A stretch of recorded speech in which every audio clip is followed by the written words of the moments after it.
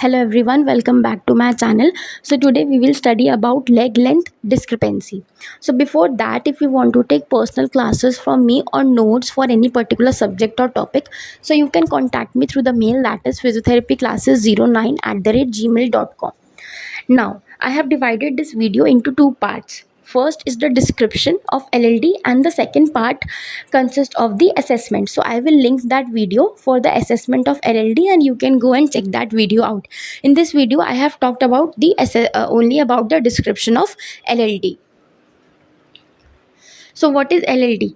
LLD का मतलब है कि आपके जो दोनों पैर की लेंथ है उनमें इनइक्वालिटी आ गई, यानी कि एक पैर छोटा है एक पैर बड़ा है. अब इसके रीजंस बहुत सारे हो सकते हैं, बट अगर मैं एलएलडी के बारे में आपको बताऊं तो यानी कि आपके पैर में इनइक्वालिटी है. तो 70% of the population has LLD. अब हम क्लासिफिकेशन की बात करें तो एलएलडी को हम दो बेसिस पे क्लासीफाई करते हैं, based upon the type and based upon the magnitude. LLD based on the type में तीन टाइप से देख सकते हैं हम एलएलडी को: anatomical, functional and environmental. Magnitude के बेसिस पे माइल्ड, मॉडरेट एंड सीवियर. अब एनाटॉमिकल एलएलडी क्या होता है? इसको हम स्ट्रक्चरल एलएलडी भी कहते हैं. It occurs when there is an actual length difference in the bony components of the lower limb between the level of femur head to the calcaneum. यानी कि आपकी बोन में ही, आपकी बॉडी के स्ट्रक्चर में ही कोई ऐसी प्रॉब्लम है जिसकी वजह से आपके जो पैरों की लेंथ है वो ऊंची नीची हो गई है. दूसरा आता है फंक्शनल. इसको हम फंक्शनल एलएलडी भी कहते हैं.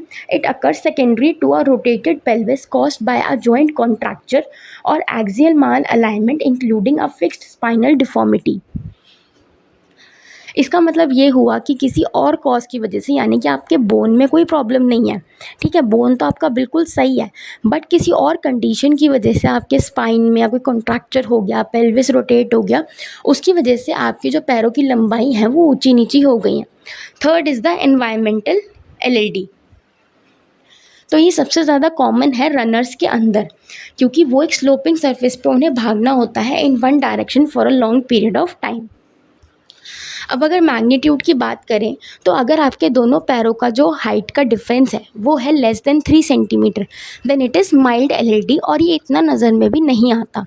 मॉडरेट कब होगा? जब दोनों पैरों के बीच का डिफरेंस 3 से 6 सेंटीमीटर के बीच में है. और सिवियर कब होगा? जब दोनों पैरों के बीच का डिफरेंस 6 सेंटीमीटर से ज़्यादा हो जाता है. अब इफ़ेक्ट्स. अब ये जो पैर ऊंचा नीचा हो जाता है इसका इफ़ेक्ट हमारी पूरी बॉडी पे ही जाता है. अब इसको हम एक एक करके समझते हैं. स्पाइन के अंदर, so LLD causes low back pain in adults, obviously, क्योंकि पैर अगर ऊंचे नीचे हो जाएंगे तो उसका असर आपकी स्पाइन पे तो आएगा ही. Alterations and asymmetry of the lumbosacral facet joint angle, तो जो आपके लंबोसेक्रल फेसेड जॉइंट हैं वो भी ऊंचे नीचे हो जाएंगे.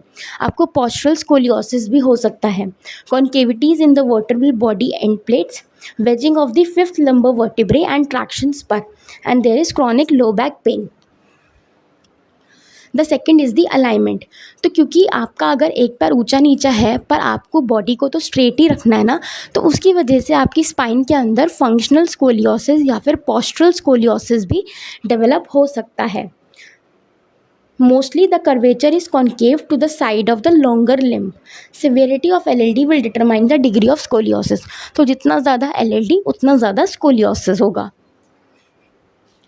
Individuals with LLD of 6 mm or more noted to have scoliosis and abnormal lumbar lordosis. A notable increase in the electromyography activity of the erector spinae muscle was noted in a study by Wing and Hassan only when the LLD was above 3 centimeter. Degenerative effects. Yes, LLD की वजह से degenerative effects भी हमारी body के अंदर देखने को मिलते हैं.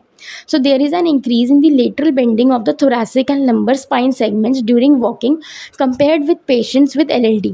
This increased lateral bending stresses may lead to development of spinal degenerative disorders in LLD individuals.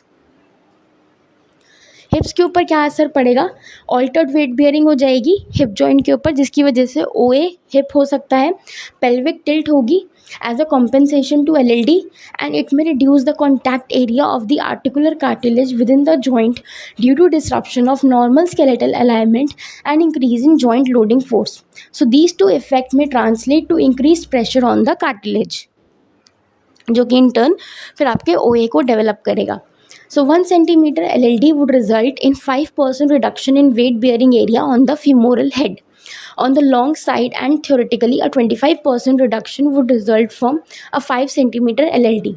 Shorter limb may sustain greater forces through the hip compared to the longer limb. नीज पे भी हमारे osteoarthritis का pen आने लग जाएगा. In an elderly population, White et al. Found that the shorter limbs sustain a greater portion of the load in patient with LLD less than 30 millimeter. LLD of 5 mm or more was associated with knee osteoarthritis progression and increase in symptoms prevalence. The ground reaction force may also increase in the shorter leg during walking, as it has to come from higher level to reach the ground. Gait के ऊपर क्या असर पड़ेगा LLD का? So it can abnormalities in gait can result from LLD of 2 centimetre और greater. अगर 3 से 4 centimetre का LLD है, अभी 3 से 4 सेंटीमीटर क्या है बच्चों के, आपके दोनों पैरों के बीच का difference. There was a significant increase in heart rate and significant quadriceps activity in the longer limb. With over 4 centimeter LLD, there was a significant increase in plantar flexor activity in the shorter limb. Stress fracture. So in person with LLD, there is a tendency to shift weight bearing towards the longer limb. इसकी वजह से उनको scoliosis भी develop होता है. So those with 15 to 20 mm of LLD have almost 67% incidence of stress fracture.